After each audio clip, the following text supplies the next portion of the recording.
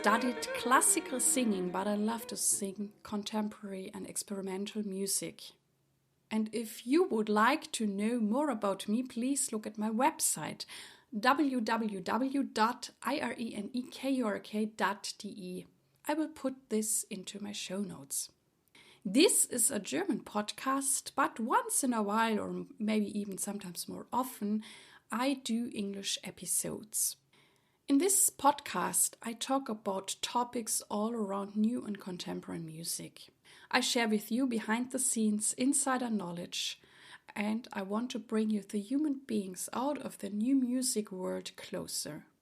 I'm cooperating with the NMZ, neue Musikzeitung. This is a very important German newspaper. They have a print edition, but also an online edition, and I also will put this into the show notes. Well, I have started this British series because, I told you before, I really like Great Britain a lot. I like singing there a lot. And through the COVID-19, many of my engagements got cancelled within the last year. And so then I decided to have this little interview series with great artists and colleagues such as James Saunders, Tim Parkinson, and my wonderful soprano colleague Juliet Fraser. In this episode today, I talk with the composer and professor for composition, James Saunders. Hello, James. Hello, James Saunders. I cordially welcome you into my podcast, Neue, Musik, Leben. Hello, lovely to see you. It's really great to see you because we were supposed to meet last year in person in Oxford at a concert series, and we all know COVID-19 or Corona came, and well, now we're sitting at home, no concerts, in but at least we can talk. Yes. At first, I would like to know, how did you find your way into new and experimental music?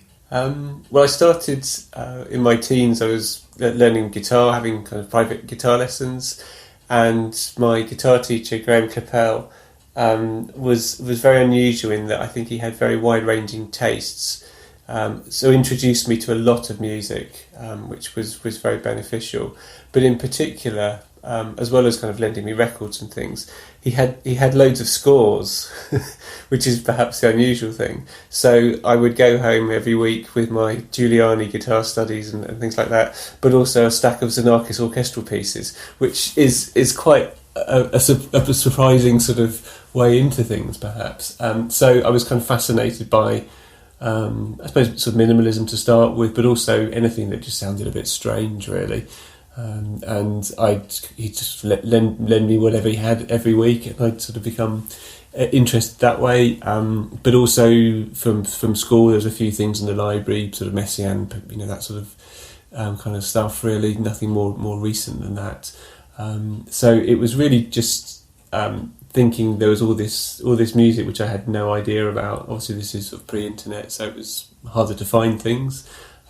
So I would go to concerts as well, particularly at the South Bank in London. I remember seeing a really great concert of Boulet's pieces, Rituel in particular, is a sort of strong memory. But also going to the proms as well and hearing some of the orchestral commissions that came through there. So I was at the premiere of John Taverner's Protecting Veil, for example, which made a kind of deep impact on me at the time. Just sort of seeing what's out there, really. So it was a matter of being inquisitive, I think, but with very limited resources, although very, very fortunate ones as well, I suppose. Yeah, very early. Yeah. And did you also compose already at that age? Yeah, I was. I probably started writing pieces. I mean, I suppose in terms of earliest memories, I remember when I was very little, I just started playing the guitar. It must have been about 7 or 8 or something, and I'd been given a book of how to play the guitar by Segovia, I think, from a family member, and it was at that point I was just looking at music notation. So I just remember kind of ruling out staves on bits of paper and just putting dots on it and then trying to play it to see what it sounded. Those sorts of things, making those connections.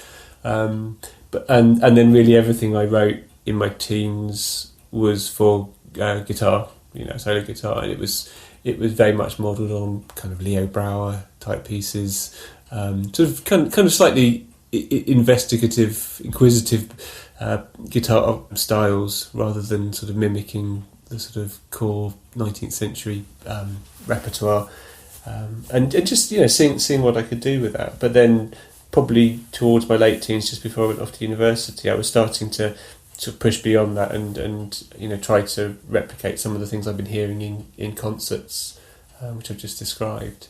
But essentially everything was written for the guitar at that point, because I could play it. It was there.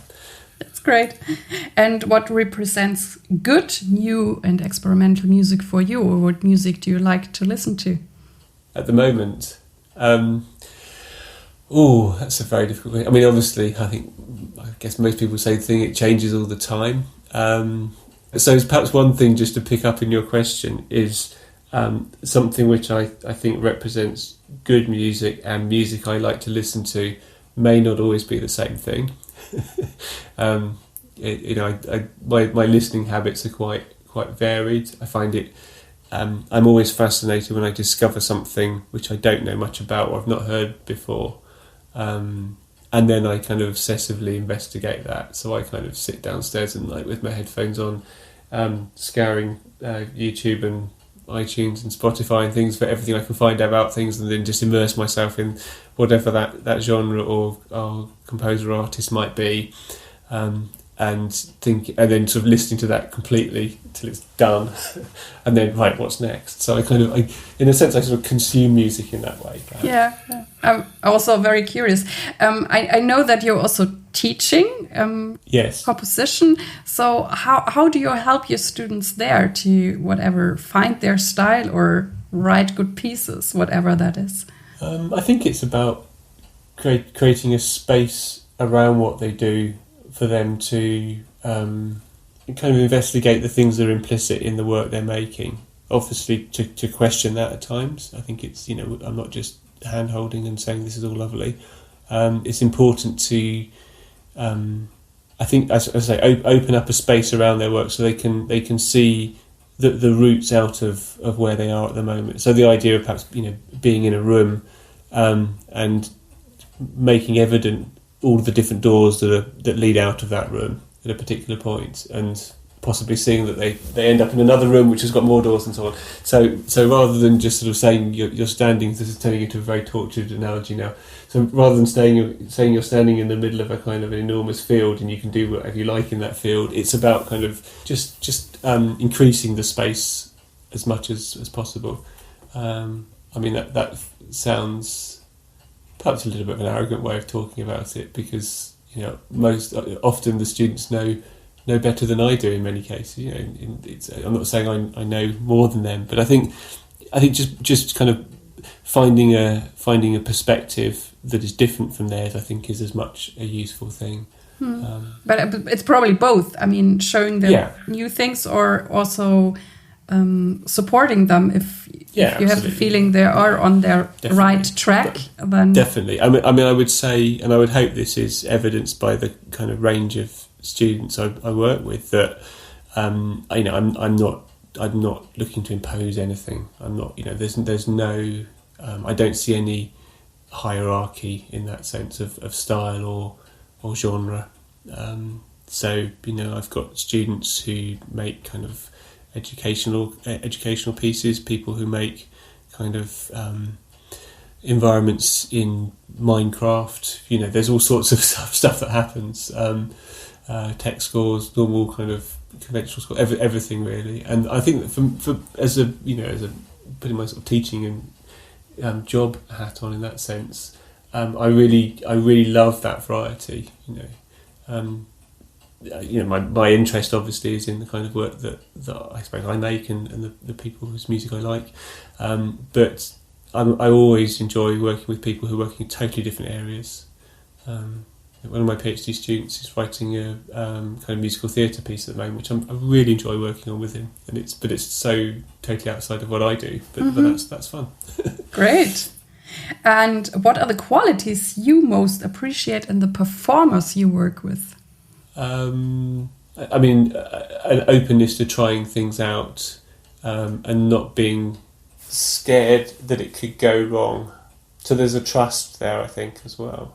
And it's a difficult one because often I ask people to do things that, on the face of it, may undermine their identity as performers. You know, it might ask people to do things that are which they may fail at, and I'm very aware that that's a real issue for people who've spend their entire lives training very hard to do something in a very, very kind of virtuosic and proficient way, and then for me to come along and say, do this so that it sounds like you've just started learning, basically, or I know you're a fantastic clarinetist, but here's a kind of air horn.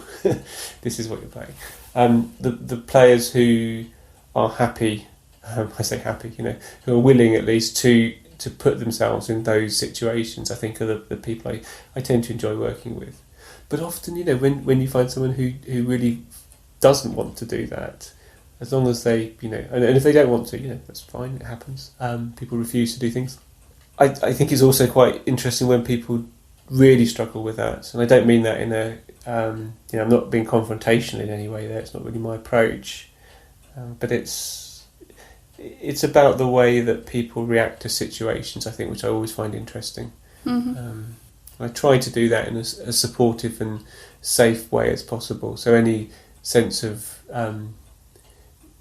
possible sense of ridicule that they think they might experience is more aimed at the situation rather than them as people, I hope. And how do your friends, family, colleagues, audiences to react to the sort of music you make, and how do you deal with the reactions? Different people react in different ways, obviously. I often have the conversation with other composers and my students of what their family makes of what they do, which is always there comes a point where I think there's a point where you can probably remember the last piece that your parents liked that you made. Mine was probably in about 1991, I think. That's a long time ago. Long time ago. But I think family members and friends are on one way just other audience members, and I don't think you can write things that are necessarily aiming to please people in that way. The way I see it is always I have to make something that I feel personally is something I'm happy with, whatever that means. Just simply on the basis that if I'm happy with it, I know at least one person is. If I'm not happy with it, then it's highly likely that nobody will be. But at least I know one person is. So that could come across as writing for yourself, which is I think probably what composers tend to mean when they say I'm writing for myself, because we have no way of knowing what other people will think. That's the sort of very kind of constrained position on that. But of course, I would say broadly, the things I'm writing at the moment are more approachable than the sorts of things I was writing 10, 15 years ago. I think that the surface of the music is perhaps, superficially at least, more entertaining, although that's not really my reason for doing it. I just think that what I'm exploring at the moment is just for what it is just a more kind of engaging thing. It's about watching people do things in a group, and that's always fascinating, I think. Mm-hmm. Right, there's always a dynamic or an interaction. Yeah, exactly. There's always, and I suppose that's what I mean by, when the question you had about performers, in a way it doesn't really matter who the performers are as long as they'll kind of engage with it, because it will always be, the piece always emerges from the particular people and the characteristics that they have and the attitudes. So it will always be interesting, because groups of people are always interesting, I think, in some way. In some way, yes. Yeah. Do you think that there is prejudice against new and experimental music? And if so, how do you want to see things change? And what are you doing to help to bring a change in these attitudes?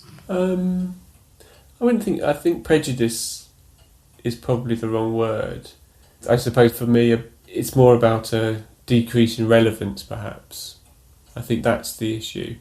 I think the kind of music we're talking about over the last 50 to 100 years has become less widely relevant for various reasons. Perhaps because of the surface of it and the kind of oral or conceptual complexity of it has perhaps made it a little bit more specialised. But I think also in the last 20 or 30 years, with the kind of plurality of music that's available online and our access to things, it's been swallowed up in the astonishing range of stuff that people make. And I think to try and hold on to it as some kind of privileged position is just not sustainable. I suppose in a way I'm suggesting that there's a kind of market force here, isn't there? And I don't mean to imply that at all. All I'm saying is I don't think we can assume any kind of privileged position for the kind of work we're talking about. It's just something else that people make, and there are factors that determine that, from popularity, from marketing, social media, all the kinds of things that draw people into work. But I suppose I go back to what I said about you said about audiences and reaction. I think it's about just making the work that you feel has something useful to contribute, and then making that available and hoping that other people will think the same thing. And it might be one other person, it might be 20 million other people, although that's unlikely.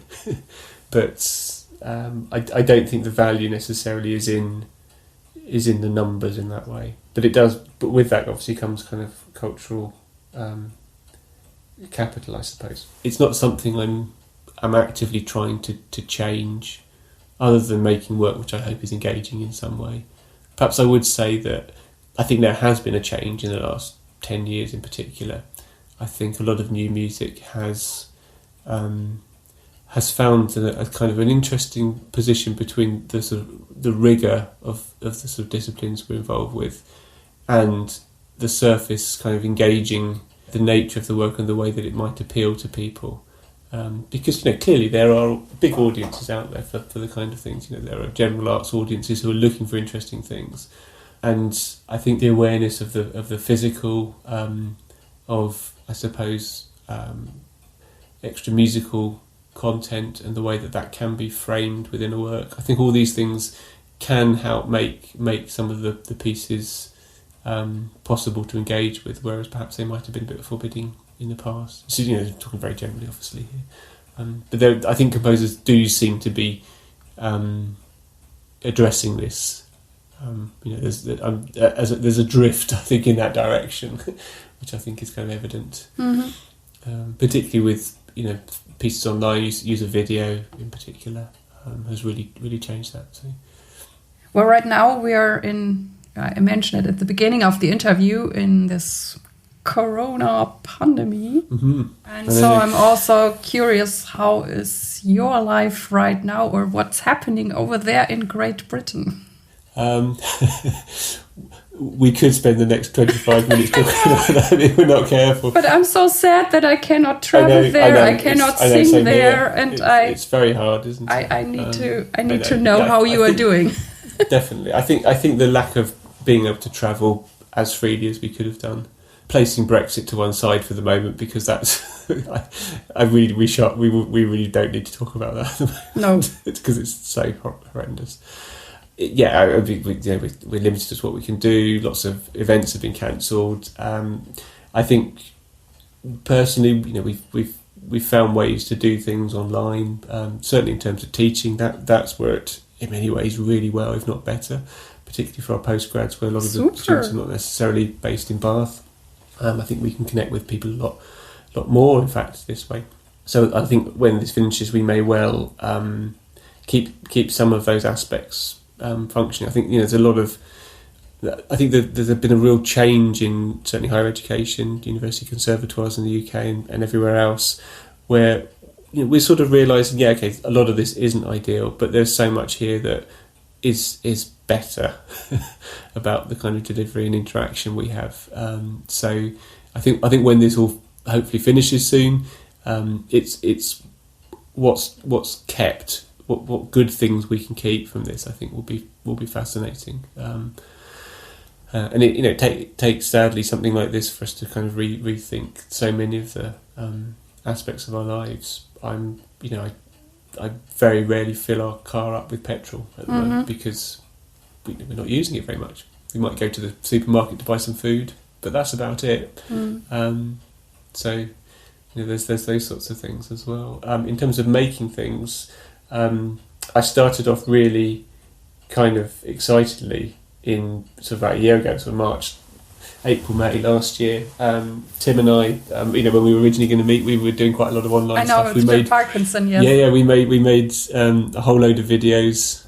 We must have made about kind of 15 or so short videos between us, of work by him, work by me, work by other people. And it was great. And I spent most of last year writing a piece for Camera Ensemble Neue Musik Berlin, which was going to be last November, but will now be November 2021.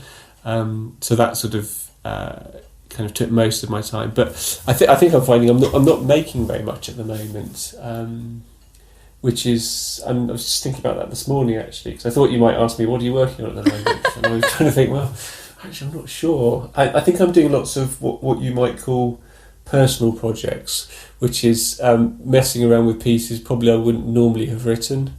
I'm working on these little guitar pieces probably, which are just like simple loops of material with a sort of what looks like a tube map, coloured lines that direct people around the kind of network of pictures. And those sorts of things are just fun. I think I'm enjoying doing. So those you are things. Creative in a different way. Yeah, I think so. I think I've not really been making things. I've just started to. This could be a very, very bad kind of life choice, but I've just started to get into modular synthesizers, which, as everyone tells me, is basically the end of your financial security as soon as you go down that route. So I've taken one very small step in that direction, but it's just so much fun because it's immediate and you hear sound, you kind of can sculpt it in that way. So these are side projects. I'm playing the guitar a lot. That's kind of revisiting great. things and doing all those sorts of things, which is lovely actually. I'm really enjoying that. But not making so much at the moment. I've just come out of writing this piece for Camera Ensemble, so that was most of last year, and we'll develop it over this year, ready for performing hopefully in November. So that actually did take up most of last year. So I'm probably not being entirely truthful about saying I'm not making much. No, it sounds like you still do a lot, but obviously it feels different. I would like to know, do you have any kind of, maybe it's now different than before Corona.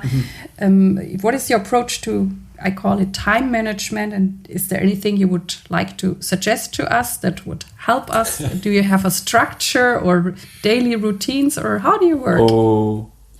So apart from music, I think probably time management and methods of organising yourself is the thing that I'm most nerdy about. I am totally obsessed with time management. I find it absolutely fascinating. Oh, really? Wow. Yeah, absolutely. I'm always kind of exploring new ways of organising my time. I hope I'm relatively organised. Depends who you ask. And sometimes I don't feel organised. I feel organised today because I did a load of stuff yesterday. But I've got a stack of things on the corner of my desk, which are sort of notebooks and bits of paper I've printed out. And probably about every 2 to 3 months, I change how I organise my time. And it's a reason to buy exciting stationery, which is really bad thing to do. Partly because I think just changing the way you organise your time, or at least how you visualise how you organise your time, can just change how you think and change your kind of behaviours and work patterns, which I think is a good thing. At the moment, I've tried every diary journaling system known, and keep finding that they're quite good, but there's always something that's a little bit disappointing or doesn't quite work for me. I find that too. I only know the German ones. I also do that, and there's always something I'm like, oh, this is so great, and then there's like, I'm missing that one. I'm missing that one. And sometimes exactly, I really think I will make my own one at one day. That's what I tend to do. I tend to kind of do all of this and then decide, actually, no, none of these do what I want. So I'll just make my own. So at the moment I've got... this is just like a sheet of paper which has got which I print off every week, and I've got days across the top, and I've got it's just a to-do list essentially.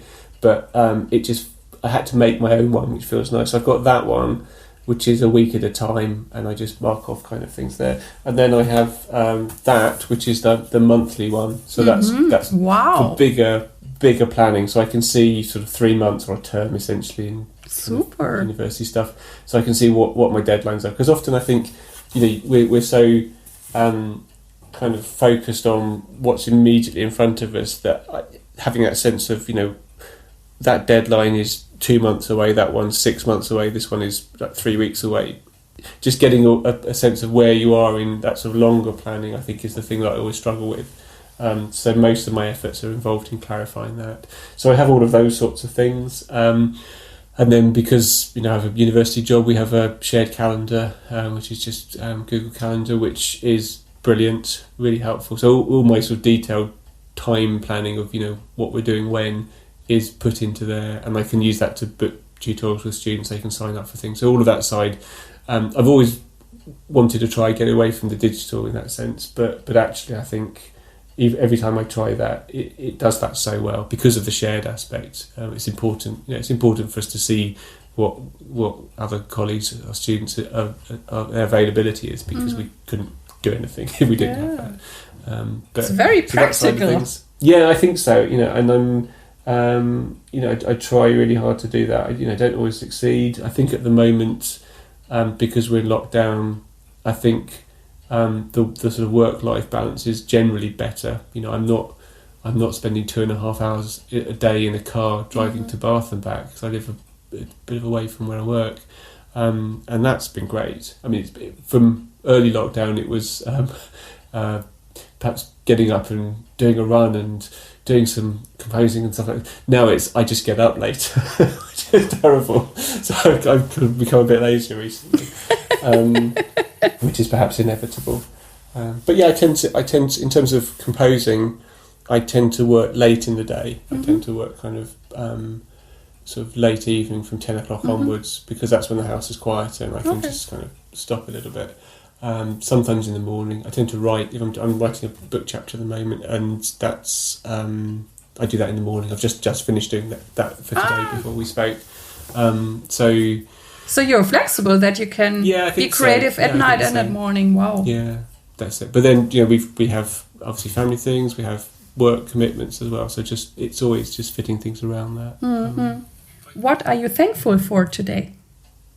At the moment, health and our family's health. I think that's really the most significant thing at the moment. Most of the decisions we make are contingent on that. It's really important that we are kind of aware of the environment we're in at the moment and what we can do to obviously protect ourselves and our family and other people locally, which is a constant battle. But yeah, I think health is the most important thing. Health and the people around us, I think, even more so at the moment. Certainly. Who or what has played the greatest role in shaping you, and what inspires you? People around me again, I think. I think initially, your immediate family and friends and colleagues, people who you interact with on a daily or kind of longer term basis, I think are the immediate people who shape how you think and tell you when you're doing things wrong or could be doing them better. I think those are the most important things, really. And then beyond that, obviously, the kind of the world of ideas and art that we live in, the way that provides constant sort of inspiration and challenge. Yeah. I'm just pleased people make amazing things because partly means I don't have to, but partly not that I would be able to do all those things. But I think it's always inspiring. It's just seeing what people do, even if it's some crazy stunt on YouTube to a new piece that someone's written. It doesn't matter. It's all good. Okay. And what does it mean for you to be true to yourself or authentic in this music business? And how do you keep true to yourself? That's a very good question. I think I'd probably respond by echoing what I said a moment ago about recently making pieces that perhaps I wouldn't normally make, which I think has been revealing for me, because I think there's a sense that the further you get into a way of making something, the more pieces you've written, I suppose, the more that establishes an identity around your work, and the more you're faced with that situation of continuing to exist with that identity, or to find other things. So you could look at that and think, well, actually, that's not the sort of piece I would write. Those sorts of conversations. I suspect we all have those sorts of thoughts occasionally. You might find yourself going in a direction which is probably a little bit outside of where you would normally be. And at those times, I think increasingly now I'm kind of making myself aware of that, so that I'm perhaps saying, okay, well, why not do that? So all these sort of pieces I'm doing at the moment just for fun, you see, I've just said it, are those are pieces that perhaps are more kind of authentic, to use the word you just said. But whether I would make them available is another matter. So that sort of self-curation is I think fascinating, because we rightly say we do edit what we present. We don't necessarily make everything available, although I think that's an interesting artistic strategy, making everything public. But I think I'm always reassessing that as a result. We do a really interesting task with our MA students in Bath. I teach a course with Matt Sargent, who's great, and we have this really interesting group of postgrads. And for the talk masters, we have a sort of a 3-week rolling seminar program where we introduce a topic. What have we just done? Objects, actually. Matt did objects. So we kind of introduce that as a topic. We talk about work which might deal with these sorts of things. We then do a second week where we're kind of doing a little bit more analytical work, and then the third week is a creative task. So we introduce that at the beginning, so everybody makes a piece based on this particular task. So the one Matt set us was, I think, present a single object was the task, and we all do that.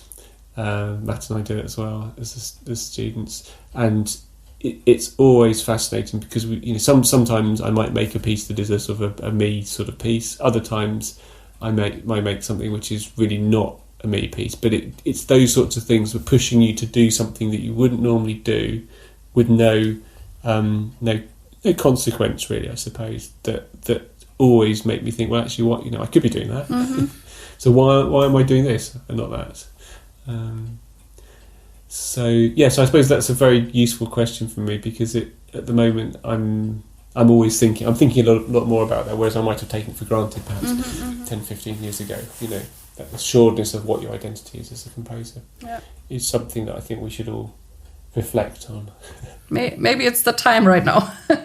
Well, yes, it could be that as well. It could be that. Yeah. And what does success mean for you?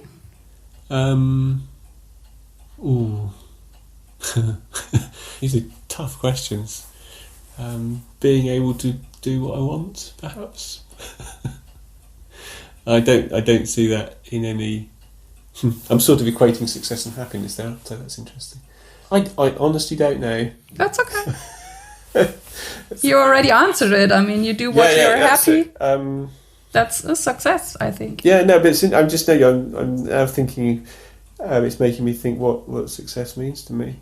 I think being able to do what I want to do. Certainly not having to do things because I feel I need to. So I think it's it's a kind of a bit being relaxed about what I do, I think. Not being too precious about it. Knowing that it could go horribly wrong. That's fine. It's more interesting, I think. And is there anything that drives you forward, or do you have a vision? In kind of, if we shift the frame back to kind of compositional things, I guess it's just solving whatever I didn't do very well in the previous piece in the next piece. I think it's the sort of drive I have to make something new is often directly related to how well I think the last piece went, perhaps. If I've made something which I'm really, really pleased with, it's much harder to do the next piece.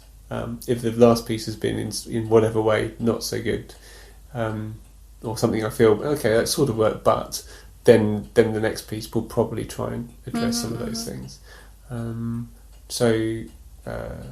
That tends to drive me forward. But also just, being curious about things is so important, just from things that come up in conversations with friends and colleagues and students, family, to things you see online, bits you read in books, whatever things spark ideas and those sort of connections. I think I'm always looking for. We're ready at the last question. Oh right, okay. And the last question I have for you is: which tip, advice would you like to give young artists? I think just to, it's something I've said a few times, be curious about things, follow an idea through, see where it leads you. That's kind of saying use Google, isn't it? But just to, often you have an idea and you follow it through and you investigate it, and it leads to places that it might not normally. If you don't follow those through, you'll end up doing the kind of things you would normally do. So sometimes that sort of pattern, that curiosity to explore something, can change what you do. And there's a sort of, I guess it's a kind of mantra that I often find myself saying to performers in rehearsals, and I think increasingly, actually it appeared in my last score, and I think it was going to be something that I probably end up putting in a lot of scores now, and that's just to say, do the best you can. I think with all the pieces I'm making, if people are doing that, that's all I can ask. With an understanding that's implicit there that you might fail, it might go wrong, it might go really well. You might enjoy it, you might hate it, but as long as you're trying to do the best you can in a particular situation, I think that's all you can do. That's very wise. Oh, is it good? That's good. That's the first time that's happened in a while. Well, for me it was very inspiring, and I thank you so much that you took your time today to talk with me, and I wish you all the best of luck. Thank you. Thank you for the lovely questions. I mean, they were. I stumbled quite a lot on those because you gave great answers. They were really interesting questions. Kind of makes me really think about what I do. And I suppose, so I'm just starting talking again, aren't I? But I think it's these sorts of conversations really challenge you to think about what you're doing with your life, isn't it? Certainly. And that's we often forget that, I think. So this has been very useful for me as well. Well, I thank you so much, and I wish you and all of us the luck that things will be different again. And I really hope that one day we meet either in Great Britain or I can come to Berlin and hear your piece. Yes. And that'd be great. I thank you very much. Lovely. Thanks very much. This was the interview with James Saunders, and I really hope that it inspired you. I really like if you want to write me through email or through Facebook. I thank you very much that you tuned in with me today, and I really hope that you liked it and it inspired you. I would appreciate it so much if you could tell your friends and colleagues about this podcast. Thank you very much. I wish you all the best. Live your music, live your life, and see you next time. Yours, Irene.